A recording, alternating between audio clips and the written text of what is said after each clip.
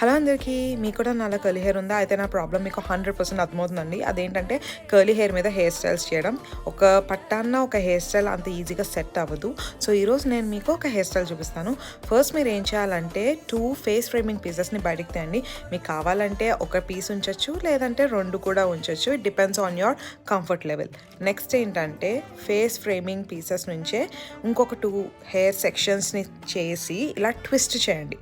ఇలా ట్విస్ట్ చేసిన తర్వాత ఒక పీస్ని బయటకు వదిలేసి నెక్స్ట్ పీస్ని క్లిప్ చేయండి. క్లిప్ చేసిన తర్వాత ఆ క్లిప్ మీద నుంచి ఆ పై పీస్ని పెట్టి మంచిగా హెయిర్ని సెట్ చేయండి. యూజువల్గా హెయిర్ వెనకాల నుంచి చూస్తేనే కాదు, ముందు నుంచి చూడడానికి కూడా బాగుండాలి. కాబట్టి ఈ ఫ్లైఅవేస్ ఉన్నాయి చూడండి, వాటిని మనం జెల్తో సెట్ చేద్దాం.